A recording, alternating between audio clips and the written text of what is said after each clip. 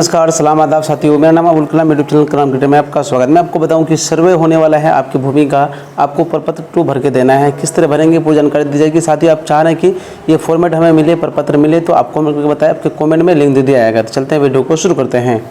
जैसे कि आप स्क्रीन पर देख पा रहे हैं, ये प्रपत्र 2 है, जो कि सर्वे के समय आपको भूमिदाता, रैयत जो दार है, या फिर यूँ कहें कि जिसका अगर ज़मीन है, चाहे वो बसने वाला ज़मीन हो या खेती वाला ज़मीन हो, आपको ये प्रपत्र भर के देना है। तब जाके आपके ज़मीन का, भूमि का सर्वे किया जाएगा।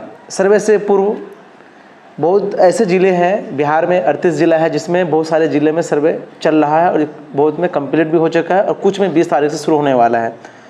कहीं कहीं ग्राम सभा भी शुरू हो गया। ग्राम सभा में क्या होता है और ये प्रपत्र कैसे भरेंगे? देखिए, ग्राम सभा में क्या होता है कि आपको इन्फॉर्मेशन दी जाती है, जानकारी दी जाती है कि आप फॉर्म कैसे भरिएगा, कौन कौन से डॉक्यूमेंट्स लगेगा, ठीक है, वो जानकारी दी जाती है। तो आपको वीडियो के माध्यम से हम बताएंगे कि किस तरह फॉर्म भरेंगे। तो पहले प्रपत्र 2 तो हर हाल में आपकी ज़मीन है, चाहे हिस्सेदार वाला ज़मीन हो, हिस्सेदार मतलब बाप दादा का ज़मीन है या आप खरीदे हैं, तो भी आपको ये भर के देना है। अब रही बात क्या, ये अलग अलग अगर ज़िला में, अलग अलग प्रखंड में आपका अगर ज़मीन है, अगर एक ही मौजा में ज़मीन है तो एक ही जगह देना पड़ेगा, ठीक है, एक ही फॉर्म भर के दे दीजिए, हो जाएगा। लेकिन अलग अलग मौजा अगर में ज़मीन है आपका, तो हर मौजे में अलग अलग डेट पे क्या होगा, कैंप लगेगी, उसकी सूचना दी जाएगी। 1 साल तक ये लगभग या ज़्यादा भी टाइम लग सकता है सर्वे में। उस तरह से आपको देना है फॉर्म, जमा भर के देना है जमा। आपके प्लॉट में जाएगा, फिर आपको उस समय उपस्थित भी रहना है प्लॉट में। तो कैसे प्रपत्र भरना है? प्रपत्र 2, मान के चलिए 2 आपका जो है 2 मौजा में ज़मीन है, तो आपको 2 प्रपत्र भरना पड़ेगा, क्योंकि पहला प्रपत्र भरिएगा तो उस मौजे में जब सर्वे होगा उस में काम आएगा, और दूसरा वाला प्रपत्र वो अलग मौजे में काम। अगर एक ही मौजा में आपका बहुत सारा, मतलब एक ही मौजा है और अब बहुत सारा केवाला है आपका, अलग अलग खाता खींच रहा है, तो अलग अलग नाम दर्ज करके हम बताएंगे कि किस तरह आप करेंगे। या फिर हिस्सेदार वाले हैं, बाप दादा का ज़मीन है, तो वो कैसे फॉर्म भरेंगे, इसकी भी जानकारी दी जाएगी। ये प्रपत्र है, मान के चलिए आप अपना ज़मीन खरीदे हैं, तो सिर्फ अपना नाम यहाँ पे और डिटेल्स बाकी जो कि हम अभी बताएंगे वो भरिएगा। वंशावली का ज़रूरत नहीं पड़ता। लेकिन अगर हिस्सेदार वाला ज़मीन है तो वंशावली भी भरना पड़ता है। वो प्रपत्र हम आपको दिखा देते हैं, लेकिन इस वीडियो में हम बताएंगे, ये प्रपत्र पूरी अच्छी तरह से समझाएंगे। अब तो वीडियो को लाइन कर दीजिए। साथ ही वीडियो के डिस्क्रिप्शन में व्हाट्सएप ग्रुप का लिंक दिया गया है, ग्रुप से जुड़ जाएं ताकि लेटेस्ट इन्फॉर्मेशन आपको हमेशा मिलता रहे। यह है प्रपत्र 3.1। ये भी लगेगा आपका, कब लगेगा? जब आपका क्या होगा कि आप वंशावली बनाएंगे, मतलब आपके बाप दादा का ज़मीन है तो किस तरह भरेंगे, ये भी जानकारी दी जाएगी। इसके अलावा और एक प्रपत्र देख लेते हैं, ये वाली प्रपत्र, ठीक है। इसके अलावा आपको वंशावली बनाना है, तो कैसे वंशावली बनाया जाएगा, वीडियो के डिस्क्रिप्शन में लिंक दे देंगे, हम एक वीडियो बना लेंगे इस पर भी। मतलब अभी जो है सर्वे से रिलेटेड आपको इंपॉर्टेंट जानकारी, एकदम VVI जो कि बहुत ही खास है, उसकी जानकारी दी जाएगी। चलते हैं हम प्रपत्र 2 कैसे भरना है वो बता देते हैं आपको। चलते हैं प्रपत्र 2 में। तो आप यहाँ पे राजस्व ग्राम, मतलब ग्राम का नाम, गांव का नाम, या फिर नगर है तो नगर का नाम, थाना, हल्का संख्या, हल्का मतलब मौजा संख्या आपके रसीद में होगा, वो भर दीजिएगा।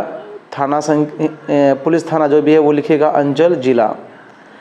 जैसे कि मेरा जिला एक ही है, हम अपना फिल करके आपको बताते हैं कि किस तरह भरेंगे। एग्जाम्पल के तौर पे मेरा गांव वाला जो ब्लॉक है वहाँ पर भी ज़मीन है और ज़िला में भी हम लिए हैं, या फिर कोई और साथी लिए हैं। तो गांव वाले के लिए मतलब अलग अलग मौजा, जितना मौजा है उतना प्रपत्र आपको भरना होगा, ठीक है। क्योंकि जहाँ पे वो सर्वे कर्मी सर्वे करेंगे तो प्रपत्र के अकॉर्डिंग आपका लैंड पे जाएंगे, फिर बारी बारी से आपका सर्वे होगा। मतलब यूँ कहें कि सर्वे के बाद आपका खतियान बनेगा, ठीक है। अगर आप सर्वे नहीं कराना चाह रहे हैं, नहीं कराएंगे तो आपका फिर खतियान नहीं बनेगा। सर्वे हर हाल में कराएं। और सर्वे के लिए आपका मोटेशन होना अनिवार्य है। मोटेशन की प्रक्रिया भी हम बताएंगे। तो यहाँ पर देख लेते हैं, इसको थोड़ा बड़ा कर देते हैं। ऊपर में तो आपको बता दी। अब यहाँ पर क्या करना है, रैयत का नाम, मतलब ज़मीन का जो मालिक है उसका नाम, हिस्सेदारों का नाम। हिस्सेदारों मतलब कि ऐसा ज़मीन हो सकता है कि आप साथ में खरीदे हो या फिर बाप दादा का है। तो पहले एक टॉपिक हम बता देते हैं कि आप साथ में खरीदे हैं अकेले खरीदे हैं और साथ में खरीदे हैं। उसके बाद फिर एक बताएंगे हम आपको कि आपका बाप दादा का ज़मीन है, ठीक है। तो जो भी रैयत है, मतलब जिसका भी ज़मीन है, वो अपना नाम लिखेंगे। जैसे कि मेरा यहाँ पे कलाम नाम लिख देंगे, ठीक है। उसके बाद जो भी पता है वो लिख देना है, कौन से खाता में है, कौन खसरा में है, कितना रकबा है, ठीक है। चौहद्दी में, चौहद्दी का मतलब क्या, देखिए फॉर्मेट जो है ऑनलाइन दिया गया है, लेकिन आप अपना इसको टाइप करा देंगे, बड़ा या फिर स्पेस देगा। चौहद्दी मतलब उत्तर दक्षिण पूर्व पश्चिम में कितने चौहद्दी में कौन है, करेंट चौहद्दी, वो फिल करना है आपको। अब यहाँ पर क्या है, ज़मीन किस्म, ज़मीन किस तरह का है, ज़मीन का किस्म, जो खेती वाला ज़मीन है या फिर बसने वाला ज़मीन है, वो यहाँ पर फिल करना है। शेष छोड़कर लगान, तो शेष छोड़कर लगान जो है क्या होता है वो हम बताएंगे अभी। जमाबंदी संख्या वो भी बताएंगे, यहाँ पर हम अपना रसीद ओपन करके ही बताएंगे, ये फिल कीजिएगा। उसके बाद भूमि पर दावा का आधार यथा उत्तराधिकारी, उत्तराधिकारी मतलब क्या होता है, उत्तराधिकारी मतलब पैतृक संपत्ति है, दान मिला है आपको या करे की है, तो करे लिखना है आपको। अभियुक्ति में अगर कोई हो तो वो लिखना है, ठीक है। तो हमें शेष वाला और जमाबंदी संख्या हम दिखा देते हैं किस तरह कहाँ से मिलेगा आपको।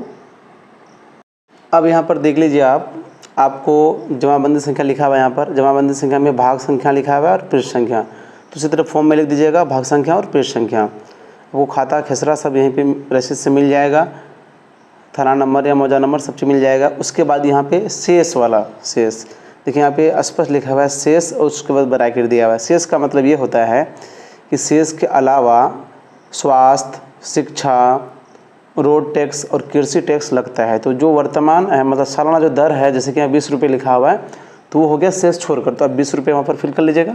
आपका अगर ज़्यादा रहेगा तो ज़्यादा कीजिएगा, जैसे कि ये ईयर के लिए यहाँ पर कितना है 39 है, 39 हुआ।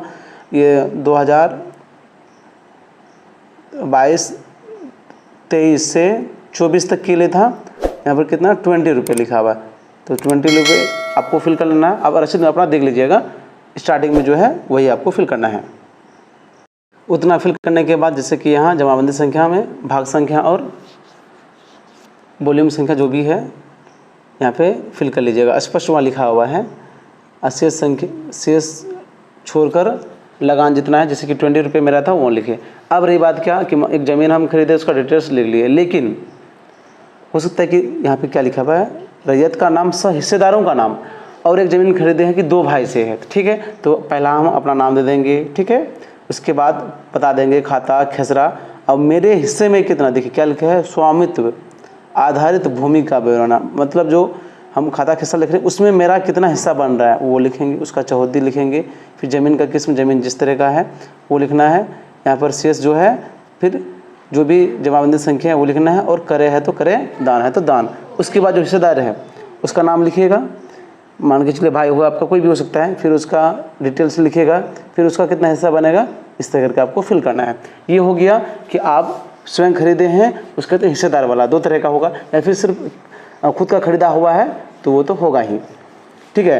तो ये मौजा वाइज है, ठीक है, ये हल्का संख्या लिखा हुआ है मतलब मौजा का, ठीक है। अब रही बात क्या कि देख लेते हैं,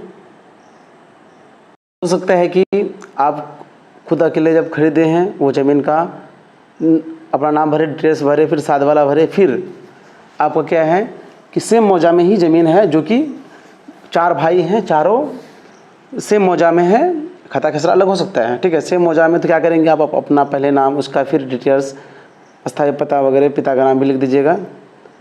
यहाँ पर देखिए, यहाँ पर क्या नाम और पिता का नाम स्पष्ट लिखा हुआ है, नाम एवं पिता का नाम लिखिएगा, फिर अस्थायी पता लिख दीजिएगा, खाता खसरा रकबा कितना हिस्सा पाइएगा, फिर चौहद्दी, फिर ज़मीन का किस्म, इसी तरह यहाँ पर फिल कीजिएगा। फिर दूसरा वाला हिस्सेदार जो होगा, तीसरा वाला, चौथा वाला, इसी तरह से आप ये प्रपत्र भरिएगा। इसका मतलब ये है, फिर आपका लगान रसीद साथ में लगाना पड़ेगा। खतियानी वाला है तो खतियान लगाना पड़ेगा, अक्के वाला लगाने की ज़रूरत नहीं है, लेकिन जिसका क्यों ज़रूरी नहीं है, बहुत सारे ऐसे भी हैं जिसका केवाला नहीं है, फिर केवाला निकासी करना पॉसिबल नहीं है पॉसिबल, लेकिन परेशानी होगी। लेकिन अगर मोटेशन क्या हुआ है तो जमाबंदी संख्या देंगे तो आपका हो जाएगा। खतियान है तो खतियान का फ़ोटो कॉपी लगा दीजिएगा। तो ये प्रपत्र हर हाल में अगर आपकी ज़मीन है तो आपको भरना है, ठीक है। अब रही बात कि हिस्सेदार वाला जो रहेगा तो उसका वंशावली जो कि हम दूसरी वीडियो में कवर करेंगे, आपको प्रपत्र दिखा भी दिए, वो लगाना होगा साथ में। लेकिन अगर आप ज़मीन खरीदे हैं, स्वयं मालिक हैं, हिस्सेदार वाला सिस्टम नहीं है आपका, या फिर 2 आदमी मिलकर खरीदे हैं या 3 आदमी, जो जितने भी हो खरीदे हैं, तो वंशावली लगाने की ज़रूरत नहीं है। तो इस प्रकार आप सर्वे से पूर्व जानकारी ले लें अभी कि किस तरह भरा आता है। दोबारा वीडियो को देखें, वीडियो को सेव कर लें, साथ ही वीडियो के डिस्क्रिप्शन में व्हाट्सएप ग्रुप का लिंक दिया गया है, ग्रुप से जुड़ जाएं। आपको अगर किसी तरह का दिक्कत हो रहा है तो आप कमेंट करके बताएं, आपके कमेंट का 100% जवाब दिया जाएगा। अब तो वीडियो को लाइक नहीं किया तो लाइक कर दीजिए। वीडियो को लास्ट देखने के लिए तहे दिल से शुक्रिया।